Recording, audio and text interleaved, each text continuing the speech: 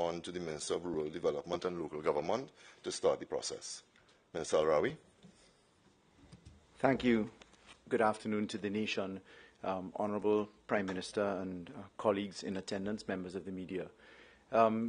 By way of continuing our report to the nation on the events surrounding the weather system, I'll jump straight to where we are as at today's date. Everybody would have been paying attention. The Ministry has received a significant number of inquiries in relation to landslips and road impassabilities across the nation, in particular the north coast of Trinidad. Let me in summary say that there's a fulsome report that the Minister of Public Utilities will give in relation to water and electricity, so I'll leave those to him. But let me say by way of incidents that all of our 14 corporations, the municipal police, and the disaster management unit at the Ministry of Rural Development and Local Government, together with CPEP, are in active, still what we call red status. We are in full-on alert status, largely because the rainfall has been, with the ITCZ, as has been explained, the rainfall has been consistent, and therefore we're treating with precipitation issues, rainfall, waterlogging, and therefore since Sunday, we advised the population that we were paying attention to roads, to watercourses, etc. Overnight, Kuva Tabaki Tompire Regional Corporation gave us 5 reports: 2 fallen trees, fire caused by fallen trees. We distributed 5,905 sandbags in relation to some of these reports in that corporation. Diego Martin Regional Corporation gave us 3 reports. 3 landslides, corner Big Yard and Western Main Road. We had one at Moraldo Street, Maraval. We had Upper Cameron Road. We had a fallen tree, landslide, landslip at Fort George. Point Fortin Borough Corporation, we had minor flash flooding at Lawrence Street, Gonzales. San Fernando City Corporation, we focused on cots being collected from the ministry because we received reports overnight that there would be emergency access to the shelters, and therefore we wish to supplement what we had. Fortunately, we were not required to deploy those assets. Tunapuna Piarco Regional Corporation, we had 1 report of a blown roof at Five Rivers. Tarps were provided, tarpaulins to cover that, and they were actively installed. Samoa Laventil Regional Corporation, we had 5 reports, 4 fallen trees, 1 blown off roof at Lafayette. Sangre Grande Regional Corporation is where we had some significant issues. 1 report was very significant. We had 4 landslips along the Paria Main Road, 57 kilometer, 58.8 kilometer markways, and we had Tompire, Matura, Grande Riviere river inundation, which I'll come to in a second. In terms of the actual Grande Riviere, and then we had a Sanssouci site, I want to say that we have had a significantly successful management of the issues at Grande Riviere. As you know, the reports came in this morning that there was significant inaccessibility. The roads were completely blocked off. In fact, members of the media were asking whether we needed to airlift relief into there. We assured them that thanks to the Ministry of Works and Transport and Rural Development and Local Government with the Sangre Grande Regional Corporation, that we had already located assets on site since Sunday to anticipate landslides and movement. Very fortunately, we have had a significant amount of implementation of relief. I'm very pleased to say that we have cleared the roadway. We are in further watercourse management right now. The Matura River has subsided. We've identified blockages because we've used drone photography and positions so that we're actually aware of what is on site. We're currently removing debris from within the rivers. We have noted that roadways are now passable. We have units being passed. The major landslip, slush, and debris on the Toco Main Road in the vicinity of Grande Riviere has been cleared by contractors and Ministry of Works and Transport under our ministry's supervision. That's Rural Development, Local Government. The roadway is therefore now passable. 40 people accessed emergency shelter in the Sangre Grande area. What we did, we removed our 40 families that were affected, 40 people in families. We located them at the shelters. We ensured that electricity and water was returned to supply. We provided all of CPEP relief and corporation relief. We are literally in homes cleaning them as we speak right now. Electricity has been restored. Water has been restored. The families and residents have returned. They're assisting with cleanup operations. We're providing hampers and relief supplies. Some intend to stay at their properties tonight, all things being equal. So I would like to say a sincere thanks to the agencies that have resulted in almost an immediate action response position. That is a first of its kind, bearing in mind the distance that we were traveling to get there, but it largely came because the Ministry of Works and Transport, in our interministerial supervision held by the Honorable Acting Prime Minister, we spotted assets on the site. So you're noticing a very different approach to disaster coordination or contemplation. We are with immediate resources. Again, we remind the nation that we can prepare as best as we can. A lot of self-help and early reporting is important. There was one notable improvement nationally. We got a lot less fake news. So I want to thank the population for that. I also want to compliment the municipal police, because what we did was to deploy the 712 municipal police nationwide so that they are literally on site fact-checking. So the moment we got a notice that the Grande Riviere was in situation, the municipal police were on site. The chairman of the Sangre Grande Regional Corporation, councillors, the MP, Roger Monroe, Chairman Jutaram, they have all been of great assistance. And with that very quick update, I will pause at this point, to lastly say we have observed 2 weather systems off the coast of Africa. The Met Office will speak to the actual formation of those things. The short position is we expect more rainfall. And with more rainfall, we are actively watching the height and volume of rivers. We are, as I said yesterday to the media, we are engaged in ensuring that the roadways are passable and that the riverways are passable. The actual weather systems, the Minister of Public Utilities, as line minister for the Met Office, will report to that, as will the Met Agency. The simple point to people in Trinidad and Tobago is pay attention. There's more rain. We're in the rainy season and the ITCZ exists. And with those words, I thank you. Thank you very much. Let's move on to Minister Sinanan. I could stay right here, yeah. Acting Prime Minister, Cabinet colleagues, members of the media, just to give a brief update on the Ministry of Works performance over the last couple of days.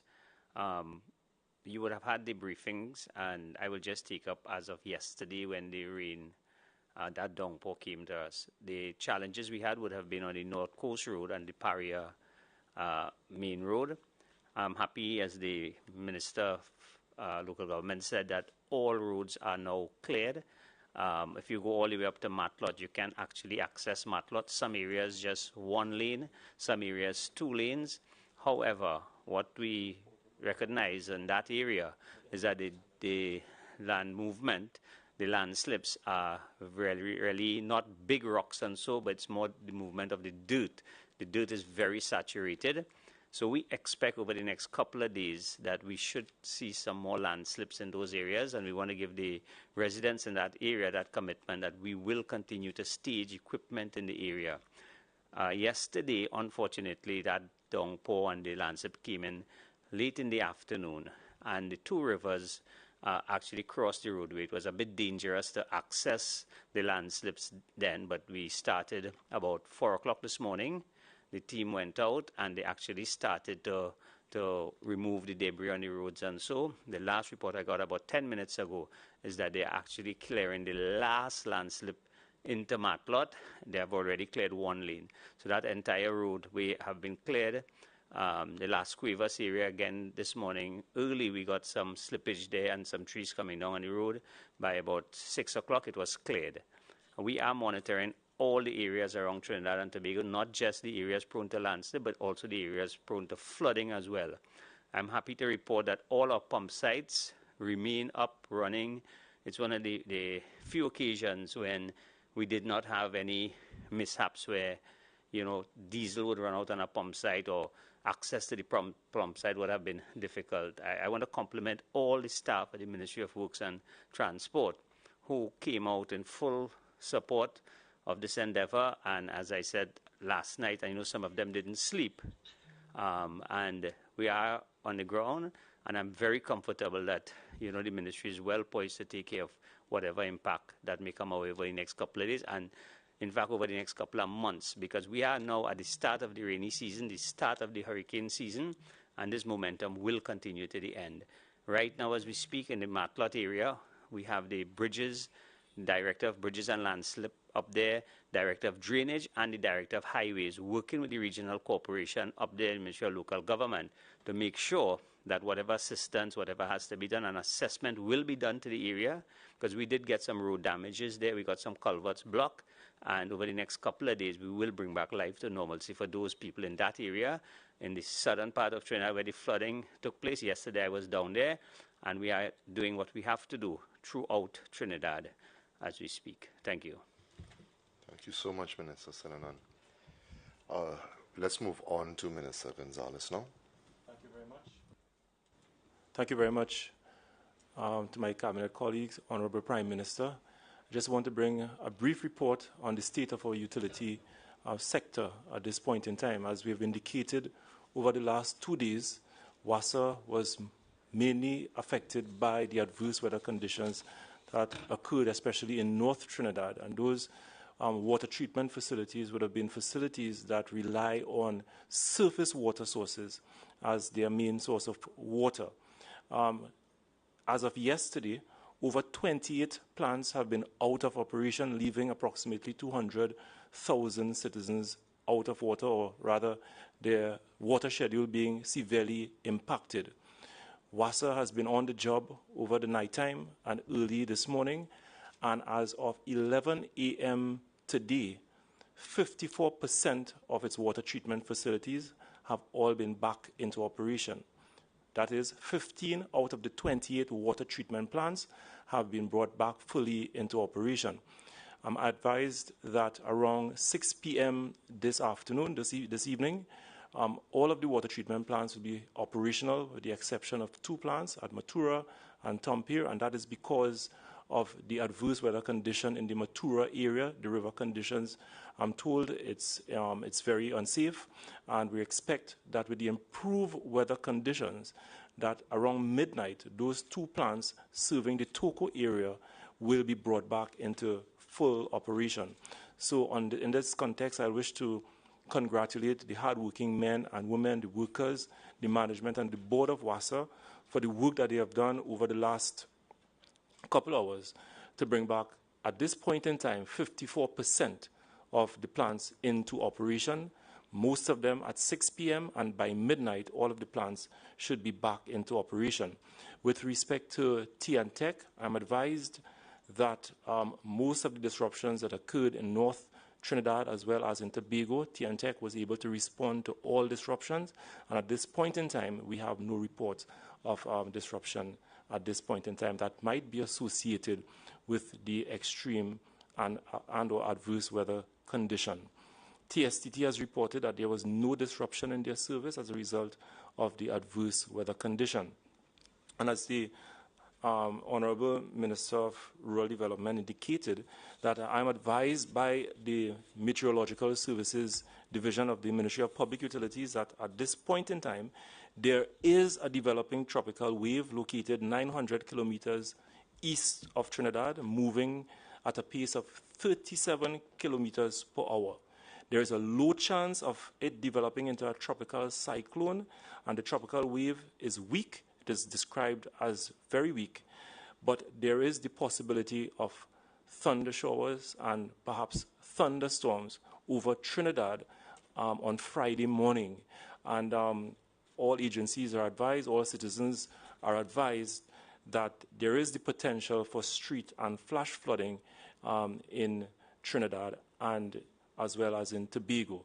So at this point in time, I'm seeing that the utility companies are in a very good state. WASA is responding positively to the disruptions, and that by midnight tonight, most of its facilities will be back into operation, and citizens will see a normalization in their water schedule. In the interim, the utility company has targeted public institutions, hospitals, schools, etc., for water trucking supplies and services, and citizens in the affected area have been, they can make use of the limited truck-borne supply.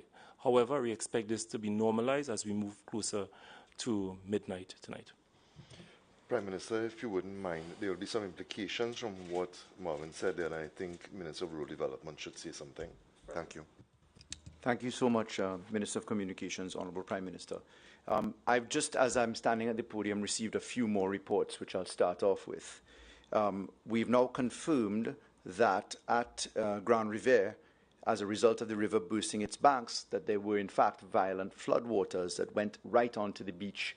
As you know, that's where the leatherback turtles have their nesting sites, and people have been reporting, and we have now verified that some of those sites were affected, so we're paying attention to that as we go. At Penal-Debe Regional Corporation, we had localized floodings. Of course, yesterday I reported on Suraj Trace. We now have Rock Road Cemetery, Mahadeo Trace, Rosha Douglas Road, Barakpur. We've had some loss of livestock by farmers. The water has now subsided. The Oraput River, of course, is something that, and the basin, we're paying very close attention to the issues of illegal backfilling, which we intend to take action on. I can confirm as of now that across the 14 corporations and the Ministry of Rural Development and Local Government, that we have delivered 56,000 sandbags via the regional corporations, and we have delivered 19,000 further sandbags at the Ministry of Rural Development and Local Government. We've done for sand, apart from sandbags, 56 loads across the corporations from the National Quarries Limited. And permit me to pause at this moment to thank the Managing Director, the engineer, Mr. Rampasad and Mr. Earl Wilson, up at the CEO, at National Quarries, under the direction of the acting Prime Minister. He was acting as well as Minister of Energy. The facility was reopened and it functioned in difficult circumstances. We've now done 765 cots across the corporations. We've done a further 220 from the Ministry of Local Government, and we've done 483 tarpaulins in terms of emergency supplies at the corporation, with 120 extra by the ministry. We've done power tools, including other aspects. I want to remind that with the inclement weather, as the Minister of Communications just pointed, we are still continuing to work in full cooperation. That notwithstanding, we are continuing our survey and clean exercise. We'll be in Couva this weekend. In that regard, permit me to say that of the 10 corporations we've done so far, we've done 2,900 truckloads. We've had 16 times the height of the Twin Towers in terms of rubbish collected, literally 16 times the height. We've cut 92 acres of land. That's 44 times the Hazley Crawford Stadium. We've had 5,000 workers deployed. We've done 45,000 man-hours. And in those circumstances, even though we've done that much together with Ministry of Works and Transport, it is still imperative that we have personal assessment and contribution so that we can weather, literally, the storm. Thank you. Thank you very much. Ladies and gentlemen, we're going to move into questions and answers. Can I ask, however, that we are cognizant of the time? Many of the members here do have to be in Senate to answer urgent questions, but I'm opening the floor at this point to questions from anybody at the head table. Jules Brown, TV6 News, to Minister Al-Rawi. In terms of the sandbag distribution, we did hear some issues subsequently to one of the first press conferences you had. Have you done a review to ensure that any of the challenges faced by any corporation with sandbag distribution would not occur again in any future weather developments? Well, that's a very important point that you've raised. The distribution of 56,000 plus 19,000 sandbags is an indication of how seriously the population took the threat. This is the first time in recent history, certainly in my knowledge, that I've seen that amount of uptake of sandbags, and therefore I compliment citizens for taking precautions. The corporations had obviously an inundation in two corporations, Sangre Grande and Diego Martin. We had reports. We immediately attended to that. That's when the acting Prime Minister, Minister Imber, literally instructed that National Quarries gets back to site, and everything worked from that point, so we addressed the supply side of the situation. But I would like to say to all of the regional corporations, every single one of them, everyone pulled their weight in incredible ways. So the demand and supply was adjusted immediately by ministerial oversight and by the proper functioning coordination of so many agencies. But this is a relief effort or a preparation effort that really stands out so far, and we urge continuous cooperation and communication. A question to the acting Prime Minister. Given that the interministerial committee was put together on the instructions and so on, your assessment in terms of how things went over the last few days? Self-assessment is not always the best form of assessment, but I think it went very well. I want to compliment the team. I'm very proud of them. I think the government rose to the occasion and everybody pulled their weight. We had a united, committed, vibrant team of ministers, and I think this is a blueprint for the future. And basically that is all I will say. In terms of the Met Service, I know Minister Gonzalez took a question on that yesterday. But as acting Prime Minister, are you satisfied in terms of whether or not there are any shortfalls, or you are satisfied that they have all that they need while you're waiting on the procurement of the other equipment you mentioned, Minister? You're asking me? Okay. These storms are very difficult to predict. This was what is called a potential tropical cyclone as compared to a tropical cyclone, tropical storm, etc. These storms can either develop into something that is much worse, or they can dissipate. In our case, we were very lucky in that the section of the storm that was threatening Trinidad dissipated. Tobago got quite a bit of rain, and you'll have seen Grenada got hit quite hard with winds, what I saw, up to 118 kilometers per hour. Now, the initial tracks of the storm, everybody now has internet. So you can go on the NOAA site, that's the American, I think it's National Oceanographic and Atmospheric Administration, something like that. You can go on that website and you'll get real-time satellite imagery. You can see where the storm is. So that I think if you looked at the satellite imagery and the warnings coming from the National Hurricane Center, because I'm advised by the Minister of Public Utilities that our Met Office doesn't act on its own. It seeks advice from expert sources in the region, and they have a close relationship with the National Hurricane Center, which is in fact a unit of that same NOAA. And it is based on all the information available to the Met Office and the satellite imagery that the storm warning was made, and I would think we were just spared the storm. The storm could have turned southwards. It could have done quite a lot of damage. I'm really glad it didn't, but I'm also extremely pleased at the preparations that we made in the event that the storm had turned southward, had strengthened, developed into a tropical storm, and, you know, it could have caused a lot of damage. It didn't. We were fortunate. Minister Gonzalez, the equipment you said that the Met Service has been procured and they're waiting on it. Without that particular piece of equipment, or radar equipment, I think it is. The GO 16. Is the Met Service in the best position without that equipment? It is. As a matter of fact, the Tobago component of the Met Office, they have a GO 16. All right. The Met Services in Piaco, and they share the data, and the data is shared live, and they have real-time access to the information from the Tobago arm. But I'm advised by the Met Office in Trinidad that it would be in their best interest to acquire their own GO 16. But in the interim, their projections, their modeling, and what have you is not in any way compromised by the work that they're doing right now, and to disseminate timely information to the citizens of Trinidad and Tobago as well as the Eastern Caribbean. Jules, before we move on, I just want to add on to what the Minister of Rural Development would have said. We have spoken about how well all these organizations work together.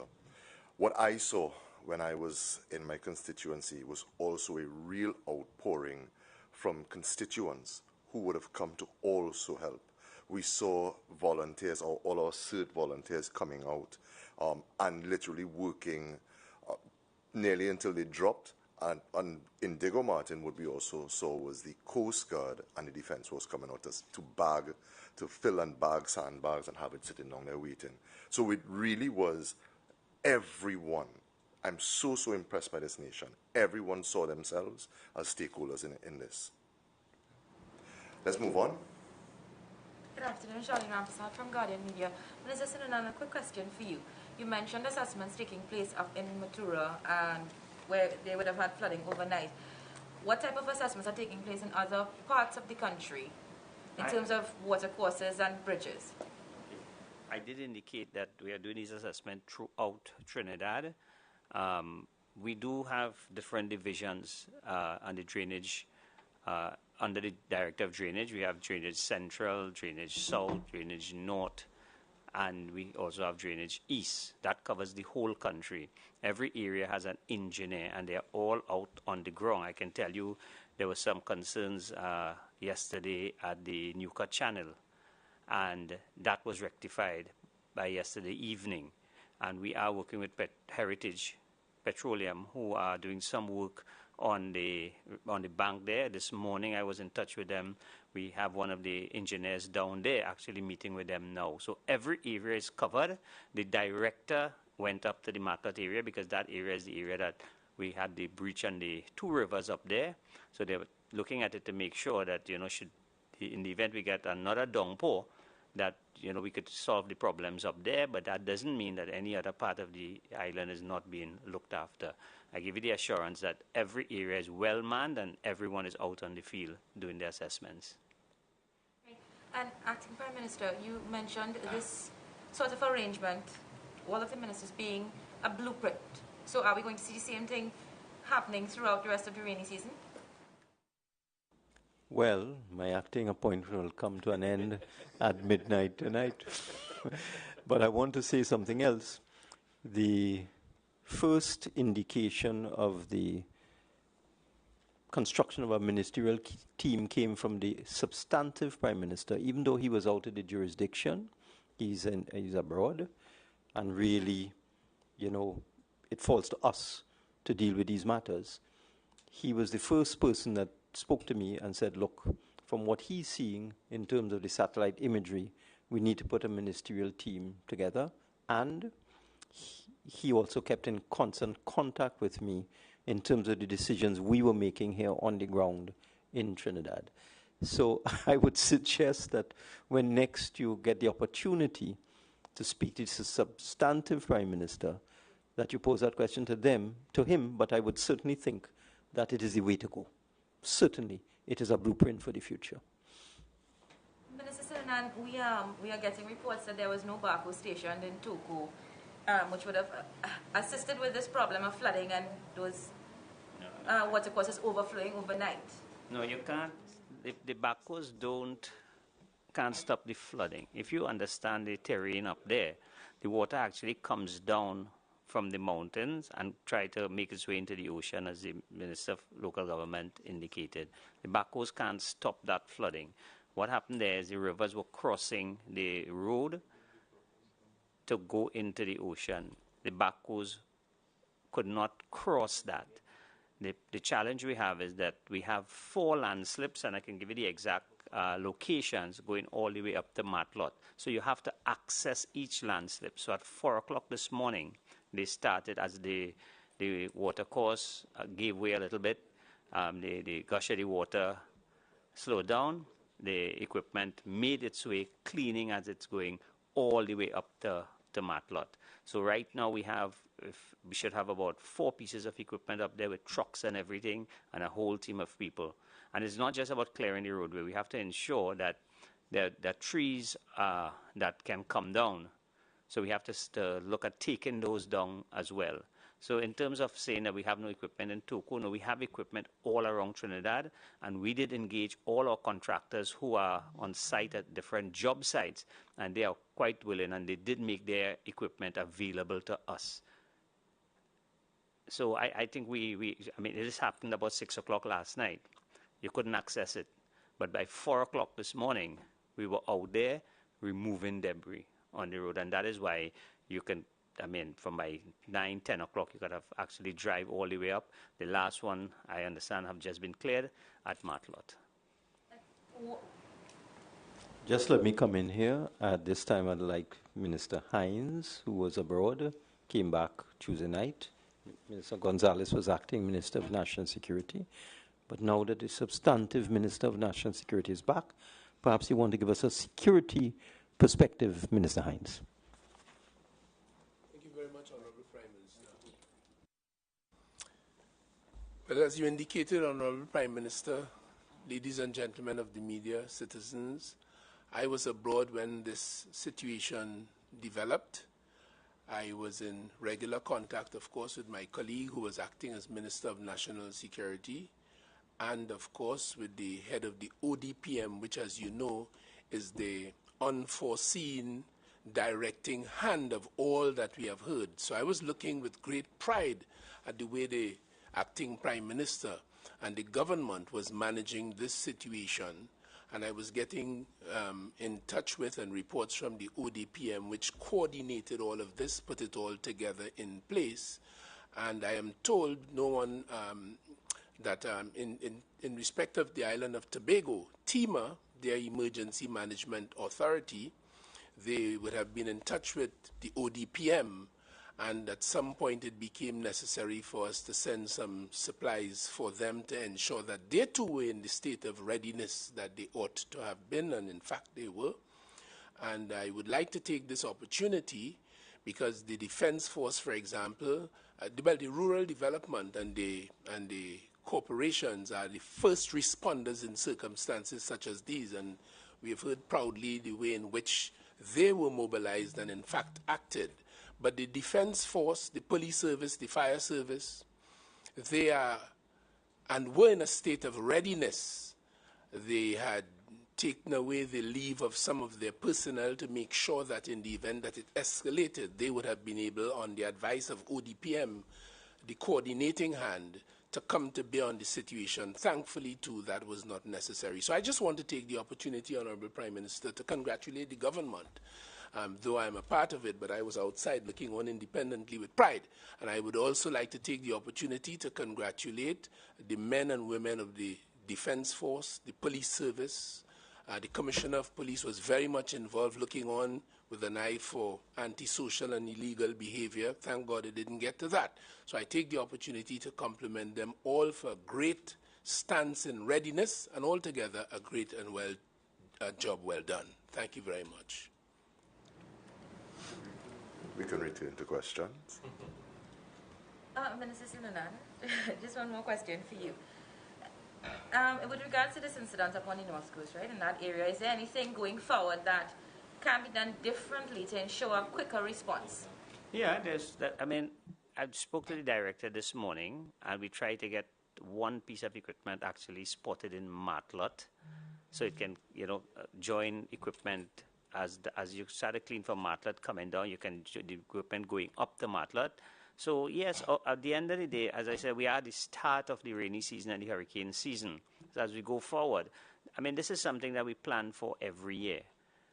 We plan for this every year.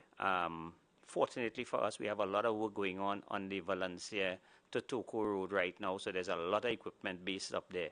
So the idea is to get these equipment out there. Unfortunately, yesterday, we had some rivers that were really rumbling up there, and had the equipment try to get across these bridges, there was the possibility that the water could have pushed the equipment down into the river and into the sea. So we have to protect the equipment. We have to protect the employees who operate these heavy equipment. And remember, this was in the night. You have to be very careful. So at the first sight of the rivers allowing the equipment to pass, the equipment was on site, the workers were on site, and I mean, at 4 o'clock this morning, I was very happy to get pictures of them actually clearing, going all the way up to Matlot. Minister Gonzalez, I have a question for you. Just a couple of hours ago, we saw some WASA employees up at St. Joseph protesting. They said they've heard that 600 employees are going to be retrenched soon. Can you comment on that? I'm surprised that they are protesting. I thought they would have been outside cleaning the water treatment plants to ensure that people get water. So if they're in fact protesting, I want to encourage them and advise them, do not follow the advice of people who are going to mislead them. The people of Trinidad and Tobago, especially people in northeast Trinidad, Matura, Guanapo, Arima, etc., they are depending on them to ensure that the water treatment plants are returned to full operation, and perhaps that should be their first port of call and their first priority at this point in time. Insofar as it relates to the transformation and so-called firing, as Minister of Public Utilities, I don't know nothing about that. If I could just join for a quick second. Yes. So, as Minister of Rural Development and Local Government, I have the pleasure of working with an entire team of people from different political parties, 2 of them. What I can tell you is that even though there is a national opposition to local government reform coming from the opposition, the members of the opposition team on the ground seem to have, on this occasion, ignored their political advice coming to them. And I say that confidently. I know that there's a time for politics. It's part of our democracy. We welcome those things. But I'd like to say that what we have seen so far is, and you can gauge it by the lack of fake news, and you can gauge it by the level of cooperation. This was a red, white, and black experience, meaning national colors flew. And I want to thank the members of the opposition in local government for ignoring the political instruction that was given to them. I'm speaking from a position of knowledge at this point, right? I'm telling you that there are exhortations for people to create confusion when they should not. I mean, there's a time for confusion. We welcome it on the election campaign or when things are cool. But in relation to the WASA position, the TTDF is out every single weekend cleaning. We didn't remove 16 times the height of the Twin Towers by ourselves. This was a combined effort. So Arima Borough Corporation had a huge success story, a number of them huge success story. The Prime Minister and the acting Prime Minister have reminded our team all the time, we are here to serve Trinidad and Tobago. And that's what we're doing. So a special and personal thank you to these persons who have really dropped political tools and have ignored this position, and especially to the municipal police. I can tell you that right now, the reports coming in from Matlot are that even the residents are out cleaning. The last blockage has been completed. The difference on this occasion is that we know what's going on because we put the personnel there. And therefore, the municipal police, there's a chat, and they are literally sending visual live images now, and the Ministry of Rural Development personnel are on site. So what we're getting is real-time information. Relative to the question of whether the Ministry of Works could have anticipated something better, you don't know that there's going to be a landslide unless you have advanced knowledge of a serious difficulty or until it happens. To have a response time of less than an hour, because one of the contractors mobilized at Grande Riviere and cleared the first of the blockages, but the corporation's equipment was only 40 minutes behind. That's a remarkable response time for terrain that is hard to access. As of now, my information is that all blockages are cleared and that literally residents are out on the street lending a hand. So big up and congrats to the people of Trinidad and Tobago for participating in this venture. Just to follow up on my colleague's question. Before you start, Jules, can I ask that we go through any questions to do with what we've been treating with up to this point, and then we can move on to other things? So I don't know if anyone else has questions with regards to our response team on that, and if not, then yes, of course, we can move on. Okay, well, then I'll pose this question to the acting Prime Minister then. In terms of the budget preparedness, with the issue of resources for local government, the relevant state agencies, be looked at in more detail in terms of storm preparation, response to adverse weather. You are aware that there is a package of local government reform, but there's legislation in the Parliament. I believe it was passed, yes. Minister of Rural Development. So that has passed through both houses. So that's a completely new paradigm for local government, and of course, a new approach will be required in terms of all aspects of it, including resources, funding, etc. Okay? And that will apply also in terms of the budgetary allocations? Well, it's a completely new paradigm. For example, we are going to allocate all residential property tax to the corporations for them to use for their development program and for things of this nature, acquisition of equipment and things like that. That is going to help them. As I said in a debate on this matter, each corporation may get up to $30 million for this kind of thing, to buy trucks, to buy backhoes, and so on. But that's a completely new paradigm, and I don't think we want to take this press conference into a discussion about that. All to say, it's a completely new system we're going to, and there will be completely different approach to resources for the corporations. Also, just if anyone could just give some clarification in terms of the ODPM, because on this instance, we saw the local government minister in front in charge, holding press conferences and so on. I'm mentioning, of course, the role of the acting prime minister in this regard.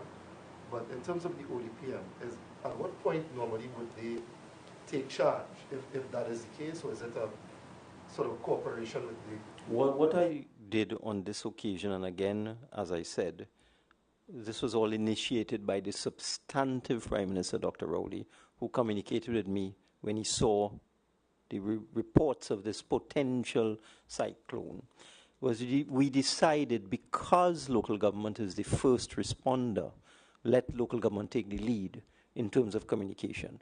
ODPM is a coordinating agency. So as Minister Hines has pointed out, they are the unseen hand behind the scenes, coordinating everything.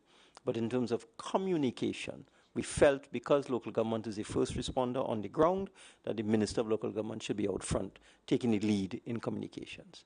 And it worked well. I'm sure you'll agree. Mr. Al-Rawi, with more inclement weather forecasted to be on the way, provisions like the safe parking sites and the shelters, can you tell us whether these sites would be on standby, or how can you operationalize those sites very quickly if things change for the worse? So I want you to remember that our preparation for this started in January. In Minister Sinanan's reports, you know that river clearing, desilting, etc. started in January. In March, we at Rural Development and Local Government went into very high gear every single day, and then culminating in pinpoints on the weekends, right? We were able to literally operationalize relief centers and shelters overnight because we've been preparing for months. Now, rural development is first responder because we're closest to resources. ODPM kicks in when we feel. If we can't manage, ODPM kicks in. So the mind and management structures was interministerial, and each one of us that have the line of responsibility for the different agencies, we were literally in constant communication. The acting prime minister is being humble. He was literally involved in every aspect of what we were doing. We have a direct WhatsApp chat, and we are in constant alert. And I want to publicly say to him, his experience as an engineer in particular, and he may not tell you he has a master's in sea movement and bathymetrics and all of these things, they came in very usefully on this occasion because he was able to track storm time and arrivals long before we got it from anywhere else. So to the acting prime minister, I would like to personally say, thank you, sir, for leading an excellent charge. Dr. Al-Rawi was in touch with all of us respectively, was in constant communication. He is a hands-on guy. As the story with Minister Hine goes, you know you'll get a call from him at 2 o'clock in the morning. So the substantive was locked in, but the acting prime minister, in my view, distinguished himself in ensuring that our team functioned well. In terms of the shelters, Minister, will there be another look in terms of the actual structures, supplies, that kind of thing for the future? So we have over 553 shelters. We were able to prioritize the opening of shelters. Some of our shelters include schools, disaster centers, etc. So the key is that we have primary, secondary, tertiary shelters, and we know how to operate those positions. So yes, we're constantly looking at the equation. The exercise at local government right now is for operationalization of the reform. So there'll be significant submissions for the consideration of the cabinet as to how we bring more to the table with better efficiency and management. You did not mention the safe parking sites. So safe parking sites we triggered as we came closer to landfall, because remember, there was a first, right? Where did that come from? You know, we are big on data, right? So the data showed us that relief in terms of insurance claims, the first one was household claims. The second largest relief factor from insurance claims was cars that were affected. So we took the decision at rural development, local government, to trigger emergency car parking areas so that people could literally move their vehicles out of danger zone. That is a last to implement resource on occasions when things get worse, because we have to man it, and we had the manpower coming from the municipal police. I mean, I want to just reinforce that part of the local government reform is a significant location of municipal police. We have 712 at present. The strength goes up in September further, and then we get to 1,500. We implemented a lot of legislative tools to make that work even better, like the Evidence Act and CCTV evidence, etc. So folks, just expect a lot more. This is not what we're doing is we're pulling together resources that we put in place long ago, and you're just seeing it materialize in a different way at this point. Ladies and gentlemen, as I told you all before, we have a tight schedule, so consider this your 3-minute warning. Okay, great. Minister Hines, welcome back. I have one question for you. This morning we would have seen a release from the PCA in regards to the death of PC Jokes, where they said they are sending a file to the DPP in relation to the 3 officers. Now, their language used was very strong. They said this is one of the worst abuses of police power they have seen in all of their investigations. And they said that the police commissioner was misled by these officers who were on the ground during that incident. Do you have any comments? What are your thoughts on this situation? Yeah, I would confine myself not so much to the commentary about it. I would confine myself to the legal process. And the PCA is an institution established under the laws of Trinidad and Tobago, and it has a particular mandate to investigate and report on serious police misconduct and corrupt activities, generally speaking. And it, in this case, came to bear. It conducted an investigation. It has produced a report. Typically, it would either make a report to the police commissioner, depending on the level of the misconduct it found, or it would report to the director of public prosecutions, depending, again, on the level of the thing it finds. And, well, it's part of the process. And once that file is sent to the DPP, it will then fall to the DPP to cast his professional gaze upon it, and then it would be taken from there. So for us, it's part of the process, and the process will work as it is intended. As you return to Trinidad and Tobago from your trip, Minister Hines, one of the issues you'll be, I'm wondering if one of the issues you'll be discussing soon with the acting police commissioner is the issue of the homicides and police response and the issue of the state response in that regard. Well, yes, those are ongoing discussions and constant work.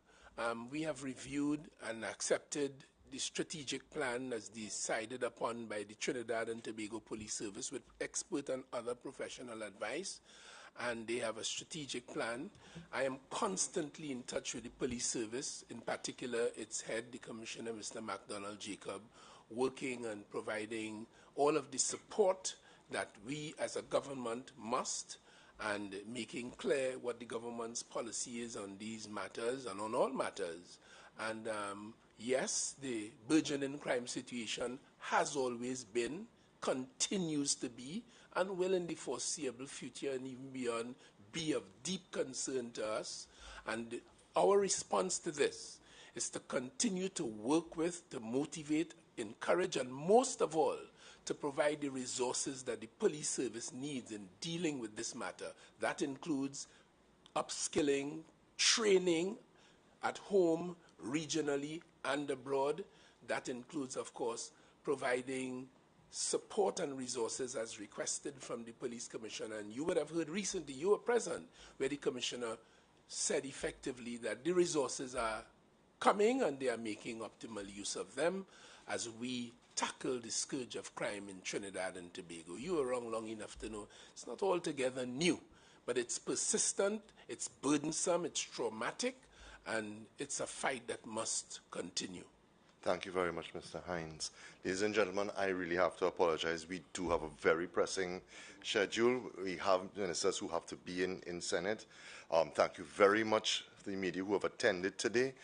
Thank you very much to those viewers and listeners across all our platforms, please remember that this is a hurricane season. This was not a one-off. Continue to plan, to prepare, and to communicate. Thank you very much.